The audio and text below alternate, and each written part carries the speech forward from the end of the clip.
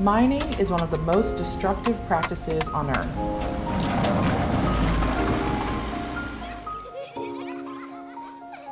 Around the world, mining is threatening people's homes and destroying ecosystems.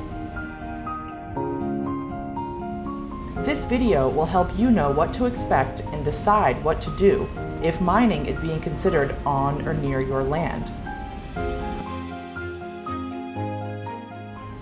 You'll hear stories, warnings, and advice from other communities.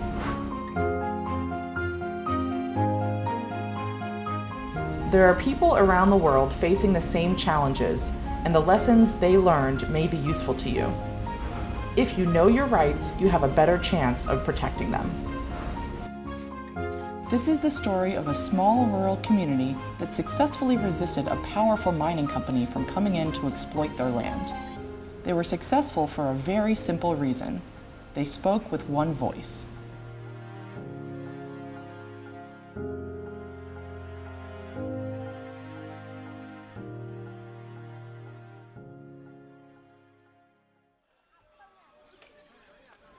Ghana, Africa.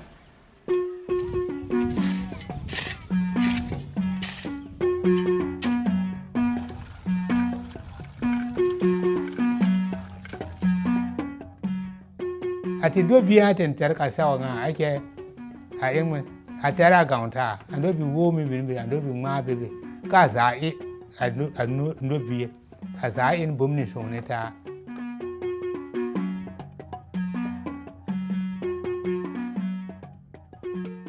Letan chara mutum a yi tim ne ta ba a yi a kin girgi ta shin ti an le da shi ya son ko ti ilwa ka tun kin kulawa mutum a kin kula ti on kuma kin ti an ti mu yatim kala mutum ka wuro ti mu yatim ban ba lan pibi fula ari ya kun ti di turi ko ba ka ba mata ti le iriya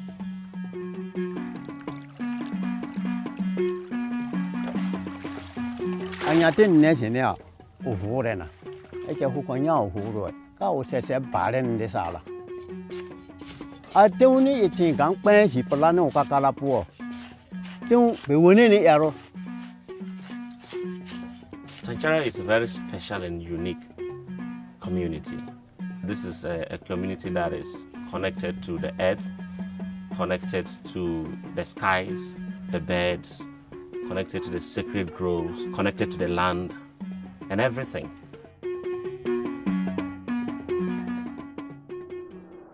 In 2004, Tanchara was suddenly under threat. The Ghanaian government granted Azuma Resources rights to prospect for gold in the Upper West region of Ghana, without the permission of the local people. The whole community was an outcry that they are come to mine. I did not actually understand what mine was until one of the elders explained to me. It's a way of digging under the ground to find money. And I said, hey, we bury money underground. Don't know. They pick some stones underground, which is money. I did not really understand until one day I grazed cattle down to one of the mining sites here, and I saw deep gullies, very deep holes around. And I said, so this is how they mine. Something strange was happening in their community, but whatever it was, they didn't know. They found strange vehicles drive into the community, put some pegs around some locations. They tied some ribbons on some trees. They got to know of an Australian mining company, Azuma Resources. In the nearby village of Charakpong, prospecting alone by companies like Azuma has had devastating social impacts. The discovery of gold and the perception that mining will offer huge financial opportunities has caused a shift away from farming and toward artisanal mining, creating many negative consequences for the community. In Charakpong, I would say the community have lost it all.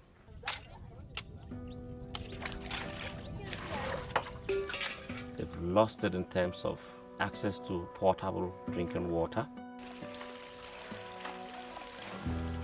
People are using cyanide with their hands and pouring mercury right on the ground.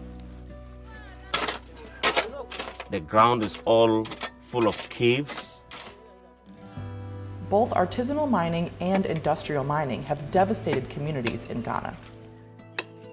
Large-scale corporations have taken volumes of the wealth of gold in this country away, leaving communities completely shattered, leaving people homeless, leaving people with no water to drink, leaving people with no land to farm, leaving people with no heritage, no culture, and connected to nothing.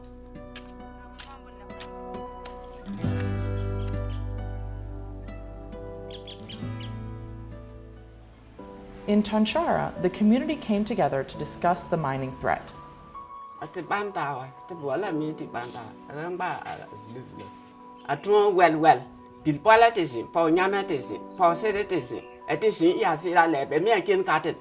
Poverty is in Betora, Namin is in Betora, Tingadim is in Betora. I've been a very minute, that is yet. Kabati, they have written one long time. I appear a meeting for 14 years. I will be anything yet. I wouldn't desire. Tita Yale, till I can kill God your good work. We, the youth group, we realize that, in fact, if we allow this thing to go ahead, at the end it will be very detrimental. In collaboration with the elders, we came to a conclusion that money is not just an option for Tanchara if we want to prosper. We came to a time the community got divided, but the majority carries the vote. In 2006, community leaders released a statement demanding the government safeguard their sacred groves and sites from mining. They did not want industrial or artisanal mining on their land. The specific demands were made to the Minerals Commission that in the interest of protecting our heritage, in the interest of living in harmony with our environment, we are saying that we don't want mining in our community. For years, the community fought to have their decision respected.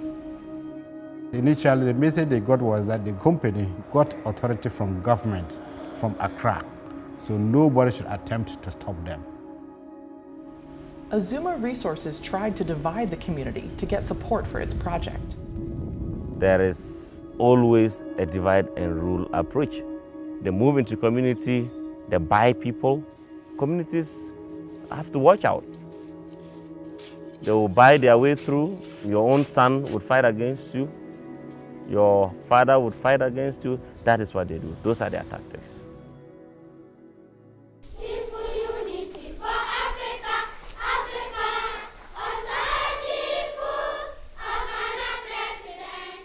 Tanchara was able to stay strong and unified because they had spent years working together with the support of an NGO. SICOT is an organization which is focused on promoting community development. One of the first tools we have, of course, the community institutions and resources mapping. Because first of all, you must map what exists in the community. It's done by the community. Then people say, okay, we have these resources, we have these rivers flowing there, we have this forest standing there, we have a sacred grove there. In the next 10 years, how do we want to see our community building on what we have? It helps people govern, people agree on what is best for the community. It was really a very empowering process to the community to start to sit together and dialogue, to sit together and negotiate. The community institutional resource mapping in Tanchara had to span 3 years. At the end of this, we had a map of all the locations. You have a clear understanding of what resources are available in that community. We could tell who had the control, who had the power to take decisions in terms of the governance. Because Tanchara came together to develop a unified vision for their community, when the mining company arrived, Tanchara was prepared to make a collective decision about how they wanted to proceed. Once people found there's gold in the community, we had to sit down and say, is gold mining the best thing for the community? How is it going to help us? How is it going to harm us? They looked at the children. First of all, if it comes in, the children will not go to school again. When they look at their own environment, their rivers, their streams where the animals drink. te dama yen lafiya bula te ja tara le tin me e alibine gwamnati ne ka iriya no te ka iriya te lafiya te dalau ti pam betwa ti konte ti mi ka la a kwanjare bi ti kwalenya a komsi ebe me kwa pontere ka te ka ne bibiji asalamanya tu yele o ba ye ti sa ina bombe na nya. When we did the protocol which involved educating them on the laws of Ghana in terms of their rights, they got empowered. Finally, in 2013, Tanchara convinced Azuma Resources to meet with them. The community presented its position along with its research on international laws supporting its right to say no. Since this time, Azuma has not approached the Tanchara community. Azuma Resources didn't come back again, simply because they found that communities are aware. They are aware and they would question. So they thought that it would be too expensive to deal with this community. You better go to another community where they wouldn't ask you questions.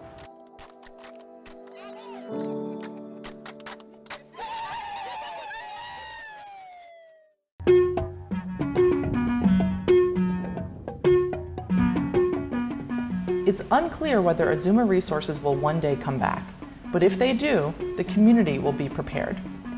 te launta at the palo po ni be launta be te ben tona ibumza himsa no ni ta tu asalmete ni zawria asalme wari ni yeltu ko be nu ono ka te ni de bon liberty bo ti de liberty anu ni de liberty Ma me babra le ti be babra le and sound attitude makosa da kake kere.